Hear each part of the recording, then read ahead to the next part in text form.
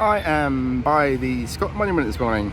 Today we're going to have a little chat about not something you can see in Edinburgh, something you might have seen had things gone a little differently, and that is Edinburgh's Underground Railway system. So yeah, let's start at the beginning. So one of the first videos, or the first video I actually did post on YouTube, was about the Princes Street railway station, which is at the other end of Princes Street, all the way down there, to have a look at that. But the company that ran that station, the Caledonia Railway, so in 1889 they came up with the idea of an underground railway for Edinburgh. Well, I say they came up with the idea, they stole it from London and Glasgow and all the other places that already had them. Yeah, so they actually looked into doing this. So the Princes Street station at the other end was going to be one end of it, and it was going to run all the way along Princes Street, right up to here. So there was going to be a train station, underground station, where H&M is just opposite me. I'll zoom in a bit. So just there. That was going to be known as the Waverley Market Station, because opposite we had the Waverley Market by Waverley train station.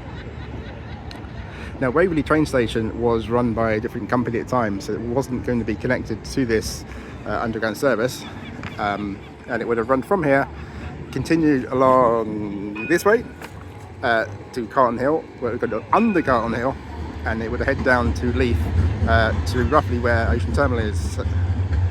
Yeah, so that was the plans for the Underground Railway.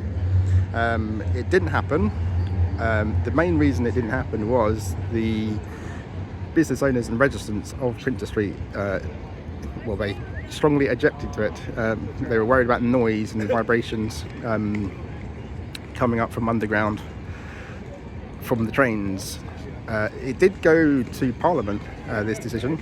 They discussed it a whopping 9 times before deciding against it ultimately, and public pressure, I think, is probably what swayed it.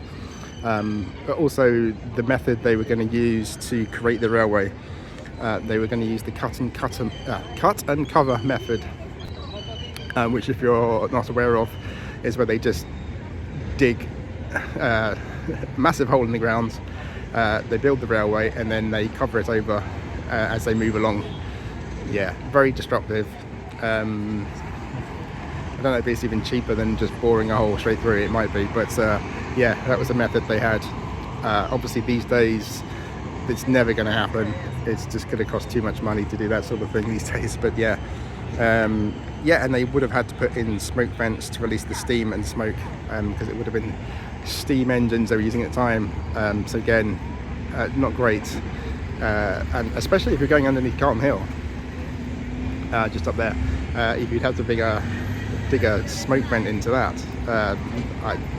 I can't envision that happening, really, even with the knowledge we have of today. But no, I'm sort of glad they didn't. It's nice that Edinburgh has something it doesn't have, if that makes sense.